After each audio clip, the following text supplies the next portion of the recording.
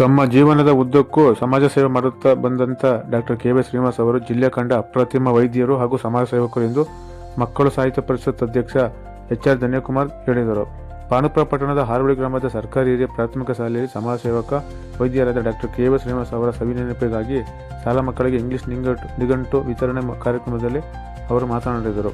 Doctor K. V. Srinivas ಅವರು ಕ್ರೀಡೆ, ಕಲೆ, ಸಾಹಿತ್ಯ ಕ್ಷೇತ್ರದಲ್ಲಿ ಅಪಾರ ಸೇವೆ ಮಾಡಿದ್ದಾರೆ. ಜೊತೆಯಲ್ಲೇ ಸಮಾಜ ಸೇವೆಗೂ ತಮ್ಮ ಇಡೀ ಜೀವಮಾನವನ್ನೇ ಅವರು ಮುಡಿಪಾಗಿ ಇಟ್ಟಿದ್ದರು. ಅವರ ಹುಟ್ಟುಹಬ್ಬದ ಪ್ರಯುಕ್ತ ತಾಲೂಕಿನ 75 ಸರ್ಕಾರಿ ಶಾಲೆ ಮಕ್ಕಳಿಗೆ ಉಚಿತ ನೋಟ್ ಪುಸ್ತಕ ವಿತರಿಸಬೇಕೆಂಬುದು ಅವರ ಬಯಕೆಯಾಗಿತ್ತು. ಇದೀಗ ಅವರ ಪುತ್ರ ಡಾಕ್ಟರ್ ಕೆ. ಎಸ್. ಅಭಿನಯ್ ಅವರು ಡಾಕ್ಟರ್ ಶ್ರೀನಿವಾಸ್ ಅವರ ಬಯಕೆ ಈಡೇರಿಸಲು ಮುಂದಾಗಿದ್ದಾರೆ ಎಂದರು. ಸರ್ಕಾರಿ ಶಾಲೆಗಳಲ್ಲಿ ಇತ್ತೀಚೆಗೆ ಮಕ್ಕಳ ದಾಖಲೆ ಸಂಖ್ಯೆ ಕಡಿಮೆಯಾಗುತ್ತಿರುವುದು ನೋವಿನ ಸಂಗತಿ. ಆದರೆ ಬದ್ಧತೆಯಿಂದ ಕೆಲಸ ಮಾಡಿದ ಸರ್ಕಾರಿ ಶಾಲೆಗಳು ಉದ್ಧಾರವಾಗುತ್ತವೆ ಎಂಬುದಕ್ಕೆ ಪಾಂಡುಪುರ ಫ್ರೆಂಚ್ಲಾಕ್ ಸರ್ಕಾರಿ ಶತಮಾನ ಶಾಲೆ ಸೂಕ್ತ ಉದಾಹರಣೆ ಎಂದರು. ಅಂದಿನ ಉಪವಿಭಾಗಾಧಿಕಾರಿಯಾಗಿದ್ದ ಡಾಕ್ಟರ್ ಎಚ್. ಎಲ್. ನಾಗರಾಜ್ ಅವರು ಕೇವಲ 42 ಮಕ್ಕಳಿದ್ದ ಫ್ರೆಂಚ್ಲಾಕ್ ಸರ್ಕಾರಿ ಶಾಲೆಯನ್ನು ಉನ್ನತೀಕರಣಗೊಳಿಸಿ 400ಕ್ಕೂ ಹೆಚ್ಚು ಮಕ್ಕಳನ್ನು ಶಾಲೆಗೆ ಆಗುವಂತೆ ಮಾಡಿದರು.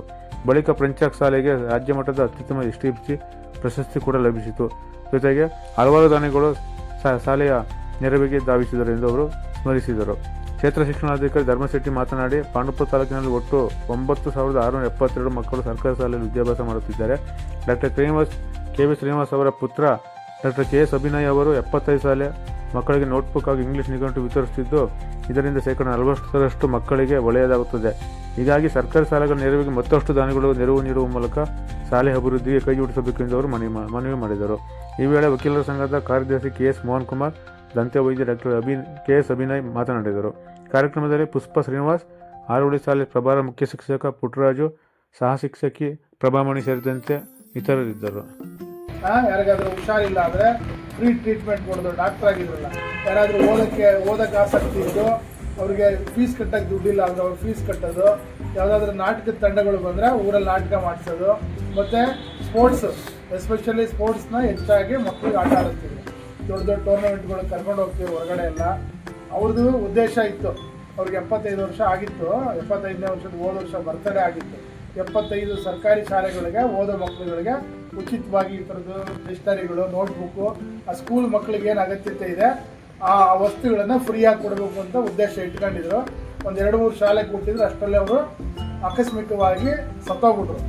ಅವ್ರ ತಂದೆ ಏನು ಅನ್ಕೊಂಡಿದ್ರು ಅದನ್ನು ಈಡೇರಿಸ್ಬೇಕು ಅಂತೇಳಿ ಇವತ್ತು ಅವ್ರ ಮಗ ಬಂದ್ಬಿಟ್ಟು ಅವ್ರ ಫ್ಯಾಮಿಲಿಯವರು ನಿಮ್ಮ ಥರದ ಶಾಲೆಗಳನ್ನ ಆಯ್ಕೆ ಮಾಡಿಕೊಂಡು 75 ಶಾಲೆಗಳಿಗೆ, ಇಡೀ ತಾಲೂಕಿನಲ್ಲಿ ಒಂದು 75 ಶಾಲೆಗಳಿಗೆ ಈ ಥರದ್ದು ಪುಸ್ತಕಗಳನ್ನ ಕೊಡ್ತಾ ಇದ್ದಾರೆ.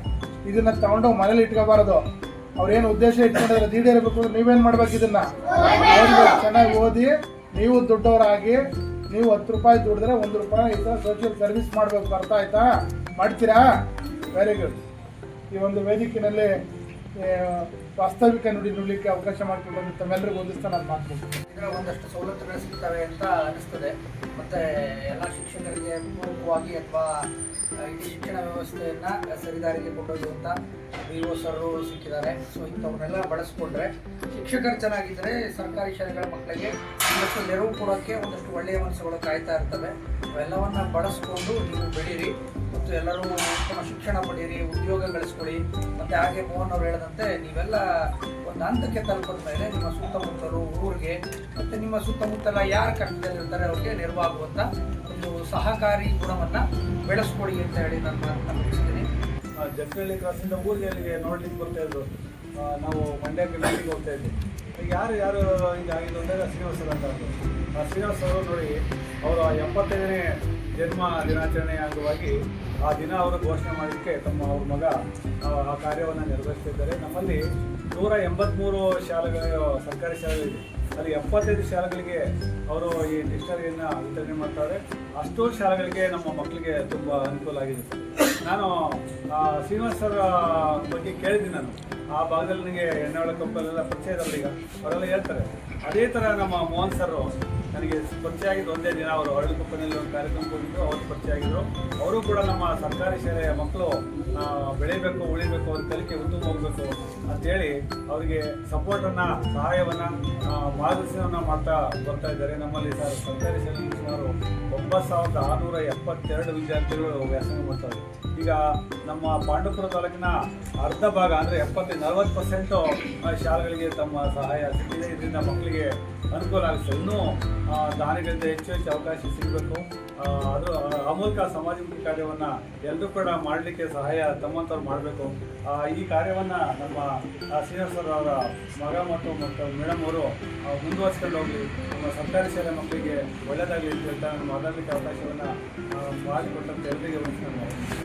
ನಮ್ಮ ಪಾಂಡವಪುರ ತಾಲೂಕು ಅಷ್ಟೇ ಅಲ್ಲ, ಮಂಡ್ಯ ಜಿಲ್ಲೆ ಕಂಡಂಥ ಅಪ್ರತಿಮ ಪ್ರಸಿದ್ಧ ವೈದ್ಯರಾಗಿ ಮತ್ತು ಸಮಾಜ ಸೇವಕರಾಗಿ ಇದ್ದಂಥವರು ಕ್ಯಾತನಹಳ್ಳಿಯ ಡಾಕ್ಟರ್ KY ಶ್ರೀನಿವಾಸ್ ಅವರು. KY ಶ್ರೀನಿವಾಸ್ ಅವರ ವಿಚಾರನ ಸ್ವಲ್ಪ ಮಾತನಾಡಿದ್ದಾರೆ ಮೋಹನ್ ಸರ್ ಅವರು. ಇವತ್ತು ನಮ್ಮ ಪಾಂಡವಪುರ ತಾಲೂಕಿನಲ್ಲಿ ಕ್ರೀಡೆನಲ್ಲಿ ಹೆಚ್ಚು ಹೆಸರು ಮಾಡಿರ್ತಕ್ಕಂಥ ಕ್ರೀಡಾ ಗ್ರಾಮ ಅಂದರೆ ಅದು ಕ್ಯಾತನಹಳ್ಳಿ. ಆ ಕ್ಯಾತನಹಳ್ಳಿಲಿ ಕ್ರೀಡೆನಲ್ಲಿ ಇರ್ತಕ್ಕಂಥ ಮಕ್ಕಳುಗಳಿಗೆ ಎಷ್ಟು ಬೆನ್ನೆಲುಬಾಗಿ ನಿಂತಿದ್ರು ಡಾಕ್ಟರ್ KY ಶ್ರೀನಿವಾಸ್ ಅವರು ಅಂದರೆ ಒಂದಷ್ಟು ಉದಾಹರಣೆಗಳನ್ನ ನಿಮಗೆ ಕೊಡ್ಬೋದು. ಯಾವ್ದಾದ್ರು ಸ್ಪೋರ್ಟ್ಸ್ನಲ್ಲಿ ತೊಡಗಿಸ್ಕೊಂಡು ತಾಲೂಕು ಮಟ್ಟದಲ್ಲಿ ವಿನ್ ಆಗಿ ಬಂದಿದ್ದಾನೆ ಅಂದರೆ ಆ ಹುಡುಗನ್ನ ಆಯ್ಕೆ ಮಾಡಿಕೊಂಡು ಆ ಹುಡುಗನ್ ಬೇಕಾಗಿರ್ತಕ್ಕಂಥ ಎಲ್ಲ ಸವಲತ್ತುಗಳನ್ನ, ಅವನಿಗೆ ಹಾಲು ಮೊಟ್ಟೆ ಅಥವಾ ಅವನಿಗೆ ಸ್ಪೋರ್ಟ್ಸ್ ಬೇಕಾದಂಥ ಸಲಕರಣೆಗಳಿದ್ದು ಎಲ್ಲವನ್ನು ಕೊಡಿಸಿ ಅವನ್ನ ರಾಜ್ಯ ಮಟ್ಟದ ಅಂತಾರಾಜ್ಯ ಮಟ್ಟದ ಕ್ರೀಡಾಪಟುಗಳನ್ನಾಗಿ ಮಾಡ್ತಿದ್ರು. ಇವತ್ತು ಕ್ಯಾತನಹಳ್ಳಿ ಗ್ರಾಮ 1ರಲ್ಲೇನೆ ಸ್ಪೋರ್ಟ್ಸ್ ಇಂದ ಉದ್ಯೋಗ ತಗೊಂಡಿರ್ತಕ್ಕಂಥವ್ರು ಅನೇಕರು ನಾವು ಅಲ್ಲಿ ಗುರುತಿಸ್ತೀವಿ. ಯಾಕೆಂದ್ರೆ ಈ ತರದ ಪ್ರೇರಣೆಯನ್ನ ಡಾಕ್ಟರ್ KY ಶ್ರೀನಿವಾಸ್ ಅವರು ಮಾಡ್ತಿದ್ರು. ಆದ್ರೆ ಹಾಗಂತೇಳಿ ಕ್ರೀಡೆಗೆ ಪ್ರೋತ್ಸಾಹ ಕೊಡ್ತಿದ್ರು ಅಂತೇಳಿ ಅವರೇ ಕ್ರೀಡಾಪಟು ಅಲ್ಲ, ಕ್ರೀಡೆನಲ್ಲಿ ಯಾವುದೇ ಬಹುಮಾನ ತಂದಂತವರಲ್ಲ ಡಾಕ್ಟರ್. ಆದ್ರೆ ಈ ತರದೊಂದು ಕೆಲಸನ ಅವ್ರು ಮಾಡ್ತಿದ್ರು. ಸಾಕಷ್ಟು ಕ್ರೀಡೆಯನ್ನ ಬೆಳೆಸ್ತಿದ್ರು, ಕ್ರೀಡಾ ಚಟುವಟಿಕೆಗಳನ್ನ ಮಾಡ್ತಿದ್ರು, ಇವೆಲ್ಲವನ್ನು ತೊಡಗಿಸ್ಕೊಂಡಿದ್ರು. ಇನ್ನು ಸಾಹಿತ್ಯದ ಕೆಲಸಕ್ಕೆ ಬಂದ್ರೆ ಸಾಹಿತ್ಯದ ವಿಚಾರದಲ್ಲಿ ನಾವೆಲ್ಲ ಸ್ನೇಹಿತರಾದದ್ದೇ ಸಾಹಿತ್ಯದ ವಲಯದಿಂದ. ಈ ನಾಡಿನಲ್ಲಿರ್ತಕ್ಕಂಥ ಅನೇಕ ಸಾಹಿತ್ಯ ದಿಗ್ಗಜರನ್ನ ತಿಂಗಳಿಗೊಂದ್ಸಾರಿ ಪಾಂಡವಪುರದಲ್ಲೋ ಅಥವಾ ಕ್ಯಾತನಹಳ್ಳಿನಲ್ಲೋ ಅಥವಾ ಅಕ್ಕಪಕ್ಕದ ಊರಲ್ಲೋ ಅವ್ರನ್ನ ಕರೆಸಿ ಅವರಿಂದ ಸಾಹಿತ್ಯದ ವಿಚಾರಗಳನ್ನ ಉಪನ್ಯಾಸಗಳನ್ನ ಮಾಡಿಸೋದ್ರ ಮೂಲಕ ಗುರುತಿಸ್ತಿದ್ರು. ಹಾಗಂತೇಳಿ ಅವರೇನು ಯಾವುದೇ ಪುಸ್ತಕ ಬರೆದಿಲ್ಲ, ದೊಡ್ಡ ಸಾಹಿತಿನೂ ಅಲ್ಲ, ಆದ್ರೆ ಸಾಹಿತ್ಯದ ಅಭಿರುಚಿ ಸಾಕಷ್ಟಿತ್ತು. ಇನ್ನು ಇಡೀ ರಾಜ್ಯದಲ್ಲಿ ಯಾವ್ದಾದ್ರು ನಾಟಕ ತಂಡ ನಮ್ಮ ಪಾಂಡವಪುರಕ್ಕೆ ಬರ್ತದೆ ಅಂದ್ರೆ ಅದು ಮೊದಲು ಫೋನ್ ಬರ್ತಿದ್ದದ್ದೇ ಡಾಕ್ಟರ್ KY ಶ್ರೀನಿವಾಸ್ ಅವರಿಗೆ. ಅವ್ರಿಗೆ ಫೋನ್ ಬಂದ್ರೆ ನಮಗೆ ಫೋನ್ ಬರೋದು, ಈ ತರ ಫೋನ್ ಮಾಡಿದ್ದಾರೆ, ಆ ನಾಟಕ ಆರ್ಗನೈಸ್ ಮಾಡಬೇಕು ಅಂತ. ಆ ತರದ ನಾಟಕಗಳು ಇಡೀ ರಾಜ್ಯದ ನೀನಾಸಂ ಇರ್ಬೋದು, ಸಾಣೆಹಳ್ಳಿ ಇರ್ಬೋದು, ಮೈಸೂರಿನ ನಟನ ಇರ್ಬೋದು, ಅಥವಾ ಸಮರಾಜ್ ಥಿಯೇಟರ್ ಇರ್ಬೋದು, ಈ ತರದ ಅನೇಕ ರಾಜ್ಯದಲ್ಲಿ ನಾಟಕ ತಂಡಗಳಿವೆ. ಆ ಎಲ್ಲ ನಾಟಕ ತಂಡಗಳನ್ನ ಪಾಂಡವಪುರದಲ್ಲಿ ನಾಟಕಗಳನ್ನ ಅಭಿನಯಿಸಗೆ ಪ್ರದರ್ಶನವನ್ನ ಮಾಡಿಸ್ತಿದ್ರು. ಹಾಗಂತೇಳಿ ಅವರು ಯಾವುದೇ ನಾಟಕದ ಪಾತ್ರ ಮಾಡ್ತಿರ್ಲಿಲ್ಲ, ಅವ್ರ ರಂಗಭೂಮಿ ನಟರೂ ಆಗಿರ್ಲಿಲ್ಲ. ಆದ್ರೆ ಈ ತರದ ರಂಗ ಚಟುವಟಿಕೆಯನ್ನ ಕಟ್ಟೋದ್ರಲ್ಲಿ, ಸಾಹಿತ್ಯದ ಚಟುವಟಿಕೆಯನ್ನ ಕಟ್ಟೋದ್ರಲ್ಲಿ, ಕ್ರೀಡೆಯನ್ನ ಬೆಳೆಸೋದ್ರಲ್ಲಿ, ಈ ತರದ ಎಲ್ಲಾ ಕ್ಷೇತ್ರಗಳಲ್ಲಿ, ಆಮೇಲೆ ಇವೆಲ್ಲ ಬಿಟ್ರೆ ಆರೋಗ್ಯದ ವಿಚಾರಕ್ಕೆ ಬಂದ್ರೆ ಅವರು ವೈದ್ಯರಾಗಿ ಅವ್ರು ಮಾಡ್ತಿದ್ದದ್ದು ಸರ್ವಿಸ್ ಅಲ್ಲೇನೆ ಹಳ್ಳಿಗಳಲ್ಲಿ ಆರೋಗ್ಯ ತಪಾಸಣಾ ಶಿಬಿರವನ್ನ ಇಟ್ಕೊತಿದ್ರು. ಅದು ಕಣ್ಣಿನ ತಪಾಸಣೆ ಇರ್ಬೋದು, ಅಲ್ಲಿನ ತಪಾಸಣೆ ಇರ್ಬೋದು, ಅಥವಾ ಜನರಲ್ ಚೆಕಪ್ ಇರ್ಬೋದು. ಈ ತರದ ಇಡೀ ಜೀವನದುದ್ದಕ್ಕೂ ಕೂಡ ಸೋಷಿಯಲ್ ವರ್ಕ್ ಮಾಡ್ಕೊಂಡೇ ಬಂದಂತವ್ರು. ಹಾಗಾಗಿ ಅವರೆಲ್ಲರೂ ಡಾಕ್ಟರ್ KY ಶ್ರೀನಿವಾಸ್ ಅವ್ರ ಹೆಸರನ್ನ ಕೇಳಿದವರೇ ಇಲ್ಲ. ಈ ಕಾರ್ಯಕ್ರಮ ಈಗಾಗಲೇ ಸುಮಾರು ಒಂದು 15-20 ದಿನ ಹಿಂದೆನೇ ಆಗ್ಬೇಕಾಯ್ತು. ನಾವು ಪ್ರೊಫೆಸರ್ಗೆ, ನಿಮ್ಮ ಹೆಡ್ ಮಾಸ್ಟರ್ಗೆ ಫೋನ್ ಮಾಡಿದೆ, ಈ ತರ ನಾಳೆ ಬರ್ತಾ ಇದೀವಿ ಅಂತ. ಸರ್, ನಾನು ಟ್ರೈನಿಂಗ್ ಅಲ್ಲಿ ಇದ್ದೀನಿ, ಆದ್ರೆ ಡಾಕ್ಟ್ರು ನಿಮ್ಗೆ ಎಷ್ಟು ಹತ್ರ ನನಗೂ ಅಷ್ಟೇ ಆತ್ಮೀಯರು ಸರ್. ನಾವು ಸಾಕಷ್ಟು ಬಾರಿ ಅವ್ರ ಜೊತೆ ಒಡನಾಟ ಇಟ್ಕೊಂಡಿದ್ದು, ಕೆಲವು ಕಾರ್ಯಕ್ರಮಗಳನ್ನ ನನ್ನ ಕರ್ಕೊಂಡು ಹೋಗ್ತಿದ್ವು ಅಂತ ಹೇಳಿದ್ರು. ಹಾಗಾದ್ರೆ ನೀವಿರ್ಬೇಕು, ನೀವು ಇದ್ದಂಥ ಸಂದರ್ಭದಲ್ಲಿ ಕಾರ್ಯಕ್ರಮ ಮಾಡೋಣ ಅಂತೇಳಿ ಒಂದಷ್ಟು ದಿನ ಕಾರ್ಯಕ್ರಮ ತಡಾಯಿತು. ನಮ್ಮ ಮೋಹನ್ ಸರ್ ಅದು ಹೇಳ್ದಾಗೇನೆ ಅವರ 75ನೇ ವರ್ಷದ ಹುಟ್ಟು ಹಬ್ಬದ ಸಂದರ್ಭದಲ್ಲಿ ಒಂದು ವಾಗ್ದಾನವನ್ನ ಮಾಡ್ತಾರೆ. ನನ್ನ ಈ 75ನೇ ವರ್ಷದ ಹುಟ್ಟು ಹಬ್ಬದಲ್ಲಿ ಈ ವರ್ಷದಲ್ಲಿ ಇಡೀ ಒಂದು ವರ್ಷದಲ್ಲಿ 75 ಸರ್ಕಾರಿ ಶಾಲೆಗಳಿಗೆ ಈ ಥರದ್ದು ಏನಾದರೂ ಕೊಡುಗೆಯನ್ನ ಕೊಡ್ತೀನಿ, ಮಕ್ಕಳಿಗೆ ಬೇಕಾಗಿರ್ತಕ್ಕಂಥ ಜಾಮೆಟ್ರಿ ಆಗ್ಬೋದು, ಬೈಂಡ್ ಆಗಿರ್ಬೋದು, ಡಿಕ್ಷನರಿ ಆಗಿರ್ಬೋದು, ಈ ಥರದ ಸಲಕರಣೆಗಳನ್ನ ನಾನು ಕೊಡ್ತೀನಿ ಅಂತೇಳಿ ಒಂದು ಮಾತನ್ನ ಕೊಡ್ತಾರೆ. ಅದು ದಾಮ್ರಹಳ್ಳಿ ಶಾಲೆಯಲ್ಲಿ ಉದ್ಘಾಟನೆ ಆಗ್ತದೆ. ಅನಂತರ ಅವರು ನಿಧನರಾಗ್ತಾರೆ. ಆದರೆ ಅವರ ಅಭಿಲಾಷೆ ಅಂತೆ ಅದು ಪತ್ರಿಕೆಯಲ್ಲೆಲ್ಲ ಬರ್ತದೆ. ಡಾಕ್ಟರ್ KY ಶ್ರೀನಿವಾಸ್ ಅವರು 75 ಶಾಲೆಗೆ ಈ ಥರದ ಸಾಮಗ್ರಿಗಳನ್ನ ಕೊಡ್ತೀನಿ ಅನ್ನೋ ವಿಚಾರ ಮಾಧ್ಯಮದಲ್ಲೆಲ್ಲ ಬರ್ತದೆ. ಅವರು ಹೃದಯಾಘಾತದಿಂದ ಈಗ 2 ತಿಂಗಳಲ್ಲಿ ನಿಧನರಾದರು. ಅದನ್ನ ಮನಗಂಡಂತ ಮಗ ಡಾಕ್ಟರ್ ಅಭಿನಯ್ ಅಂತೇಳಿ ಅವರು ಕೂಡ ಈ ಥರದೊಂದು ಸಮಾಜಮುಖಿಯಾಗಿ ತೊಡಗಿಸ್ಕೊಂಡಿದ್ದಾರೆ.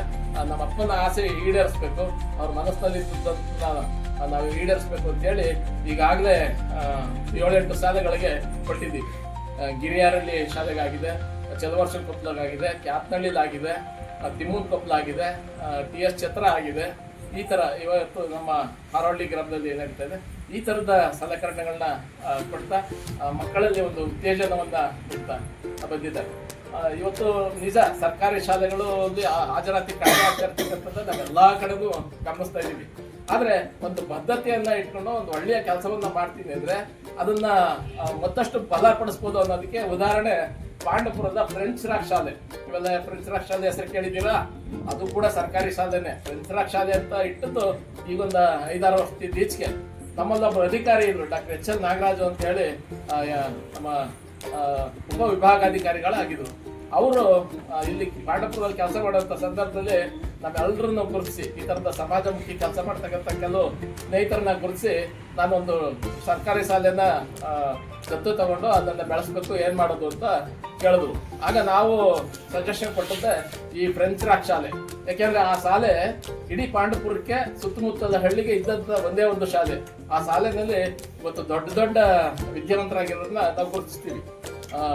ನಮ್ಮ ಸುಪ್ರೀಂ ಕೋರ್ಟ್ ಉಚ್ಚ ನ್ಯಾಯಾಲಯದ ಜಡ್ಜ್ ಆಗಿದ್ದಂಥ PS ವೆಂಕಟರಮಯ್ಯನವರು ಅಲ್ಲಿ ಒಬ್ಬರು, ಈ ರಾಜ್ಯದ ಒಬ್ಬ ಸರ್ಜನ್ ಡಾಕ್ಟರ್ ವಿಠಲ್ ಅನ್ನೋರು ಅಲ್ಲಿ ಒಬ್ಬಂತವ್ರು, ಮತ್ತೆ ನಿಮ್ಮ ಇಲಾಖೆಗೆ ಶಿಕ್ಷಣ ಇಲಾಖೆಗೆ ಕಮಿಷನರ್ ಆಗಿದ್ದಂಥ ಉಮಾಶಂಕರ್ ಅವರು ನಮ್ಮ ಪಕ್ಕದ ಸೀತಾಪುರ ಗ್ರಾಮದವರು, ಅವರು ಕೂಡ ಅಲ್ಲಿ ಓದಂಥವ್ರು. ಇವರೆಲ್ಲ ಓದಿರುವಂಥ ಶಾಲೆ, ಈ ಥರದವ್ರು ಸಾಕಷ್ಟು ಜನ ಓದಿರೋಂಥ ಶಾಲೆ. ಅದನ್ನ ದತ್ತು ತಗೊಂಡ್ರೆ ಅದನ್ನು ಬೆಳೆಸ್ಬೋದು ಅಂತೇಳಿ 42 ಮಕ್ಕಳಿತ್ತು ಆ ಶಾಲೆನಲ್ಲಿ. ನಾವು ಹೋದಾಗ 42 ಮಕ್ಕಳಿತ್ತು. ಅದು 2 ವಿಭಾಗ ಇತ್ತು, ಗರ್ಲ್ಸ್ ಹೈಸ್ಕೂಲ್ ಬೇರೆ ಇತ್ತು, ಹೆಣ್ಮಕ್ಳಿಗೆ ಬೇರೆ ಇತ್ತು, ಗಂಡು ಮಕ್ಕಳಿಗೆ ಬೇರೆ ವಿಭಾಗ ಇತ್ತು. ಅವೆರಡನ್ನು ಕೂಡ ಒಂದು ಮಾಡಿ ಆ ಶಾಲೆನ ಅಭಿವೃದ್ಧಿ ಪಡಿಸ್ಬೇಕು ಅಂತೇಳಿ ಉನ್ನತೀಕರಣ ಸಮಿತಿ ಅಂತ ಒಂದು ಸಮಿತಿಯನ್ನು ಮಾಡಿ ನಾವೆಲ್ಲ ಸೇರ್ಕೊಂಡು ಕೆಲಸ ಮಾಡಿದ್ವಿ. ಎಲ್ಲ ಸ್ಲಮ್ಗಳಿಗೂ ಹೋಗಿ ಜಾಥಾ ಮಾಡಿದ್ವಿ. ಆ ಜಾಥಾ ಮಾಡಿ ಬಡವ್ರ ಮಕ್ಕಳು ಏನಿದ್ದಾರೆ ಅವರೆಲ್ಲರನ್ನೂ ಕೂಡ ಅಲ್ಲಿ ತಂದು ಸೇರಿಸೋ ಹಾಗೆ. ಯಾಕೆಂದ್ರೆ ಇವತ್ತು ಏನು ಆಂಗ್ಲ ಮಾಧ್ಯಮ ಶಾಲೆಗಳು ಕಾರ್ಮೆಂಟ್ಗಳು ಇವೆಯಲ್ಲ, ಆ ಕಾರ್ಮೆಂಟ್ಗೆ ಮಕ್ಕಳು ಯಾವ ರೀತಿ ಯೂನಿಫಾರ್ಮ್ ಹಾಕೊಂಡು, ಶೂ ಹಾಕೊಂಡು, ಬ್ಯಾಗ್ ಹಾಕೊಂಡು, ಟೈ ಹಾಕೊಂಡು, ಬ್ಯಾಡ್ಜ್ ಹಾಕೊಂಡು ಹೋಗ್ತಾರೋ ಆ ನಿಟ್ಟಿನಲ್ಲೇ ಈ ಶಾಲೆನ ಮಾಡಿದ್ರೆ ಸರ್ಕಾರಿ ಶಾಲೆಗೂ ಕೂಡ ಮಕ್ಕಳು ಬರ್ತಾರೆ ಅನ್ನೋದನ್ನ ನಿರೂಪಿಸ್ಬೇಕು ಅಂತೇಳಿ ಅದನ್ನ ಕೈಗೆತ್ಕೊಂಡಾಗ ಇವತ್ತು 400 ಮಕ್ಕಳು ಹಾಜರಾತಿಯನ್ನು ಅಲ್ಲಿ ಪಡೆದಿತ್ತು. ಬಹಳಷ್ಟು ದಾನಿಗಳು ಅದಕ್ಕೆ ಕೈ ನೀಡಿದ್ರು. ಕಟ್ಟಡಗಳಾದವು, ಕಾಂಪೌಂಡ್ಗಳಾದವು, ಬೇರೆ ವಿಂಗ್ ಆಯಿತು, ಅದೆಲ್ಲ ಬೇರೆ ಎಲ್ಲ ಒಂದೇ ವಿಂಗಲ್ಲಿ ಇದ್ದದ್ದು ಬೇರೆ ಬೇರೆ ವಿಭಾಗ ಪಡೆದಾಯಿತು. ಅದಕ್ಕೆ ನಮ್ಮ ಪತ್ರಕರ್ತರಾದ ಕೃಷ್ಣೇಗೌಡರು ಅಲ್ಲಿ STMC ಅಧ್ಯಕ್ಷರಾಗಿ ಕೂಡ ಕೆಲಸ ಮಾಡಿದ್ರು. ಆ ಸಂದರ್ಭದಲ್ಲಿ ಬಹಳಷ್ಟು ಕೆಲಸ ಆಯಿತು. ಪ್ರಪ್ರಥಮ ಬಾರಿಗೆ ಉತ್ತಮ STMC ಸಮಿತಿ ಅಂತ ಹೇಳಿ ರಾಜ್ಯ ಸರ್ಕಾರ ಒಂದು ಬಹುಮಾನವನ್ನ ಕೊಡ್ತು. 50,000 ಬಹುಮಾನವನ್ನ ಪ್ರಪ್ರಥಮವಾಗಿ ಘೋಷಣೆ ಮಾಡ್ತು. ಅಂತ ಉನ್ನತೀಕರಣ ಸಮಿತಿ ಅಲ್ಲಿ ಕೆಲಸ ಮಾಡಿದೆ. ಅಂದ್ರೆ ಯಾವ್ದಾದ್ರು ನಮ್ಮ ಡಾಕ್ಟರ್ KY ಶ್ರೀನಿವಾಸ್ ಅವ್ರ ತರ ಆಸಕ್ತಿ ಇಟ್ಕೊಂಡು ಯಾವುದೇ ಕೆಲಸವನ್ನ ಮಾಡಕ್ ಹಿಡಿದ್ರೆ ಅದನ್ನ ಒಂದು ಉನ್ನತ ಮಟ್ಟಕ್ಕೆ ಏರಿಸ್ಬೋದು ಅನ್ನೋದಕ್ಕೆ ಇದೊಂದು ಉದಾಹರಣೆ. ಇವತ್ತು ನಿಮ್ಗೆ ಗೊತ್ತಿದೆ ಆ ಶಾಲೆಗೆ ಎಂತೆಂಥ ನೆರವು ನೀಡಿದ್ರು ಅಂದ್ರೆ ಇದು 5 ಭಾಷೆಗಳಲ್ಲಿ ಅಭಿನಯಿಸ್ತಕ್ಕಂಥ ಪ್ರಕಾಶ್ ರೈ ಅವರು ಅಲ್ಲಿ ಮಕ್ಕಳ ಮನೆಯನ್ನು ನಡೀತಿದ್ದಂಥ 2 ಟೀಚರ್ಸ್ಗೆ ಸಂಬಳ ಕೊಡ್ತಿದ್ರು. ಅಡುಗೆ ಸಿಬ್ಬಂದಿಗೆ ಸರ್ಕಾರ ಕೊಡೋ ದುಡ್ಡು ಸಾಲಲ್ಲ, ಕಡಿಮೆ ದುಡ್ಡು ಕೊಡ್ತಾ ಇದೆ ಸರ್ಕಾರ ಅಡುಗೆ ಸಿಬ್ಬಂದಿಗೆ ಅಂತೇಳಿ ಅವ್ರಿಗೆ ಒಂದಷ್ಟು ದುಡ್ಡನ್ನ ಪ್ರತಿ ತಿಂಗಳು ಅವ್ರಿಗೆ ದುಡ್ಡು ಕೊಡ್ತಾ ಇದ್ರು. ಮತ್ತೆ ಒಬ್ರು ಡ್ರಾಮಾ ಟೀಚರ್ನ ಕಳಿಸ್ಕೊಟ್ಟಿದ್ರು, ಒಬ್ರು ಇಂಗ್ಲಿಷ್ ಟೀಚರ್ನ ಕಳಿಸ್ಕೊಟ್ಟಿದ್ರು. ಈ ತರದ ಅನೇಕ ಸಹಾಯ ಮಾಡಿದವರು ಬಹಳಷ್ಟು ಜನ ಇದ್ರು. ಒಬ್ರು ಬೋರ್ ಹಾಕಿಸ್ಕೊಟ್ರು, ಒಬ್ರು ಸಿಂಥೆಟಿಕ್ ಟ್ಯಾಂಕ್ ಇಡಿಸ್ಕೊಟ್ರು, ಒಬ್ರು ಶುದ್ಧ ಕುಡಿಯುವ ನೀರಿನ ಘಟಕ ಮಾಡಿಕೊಟ್ರು.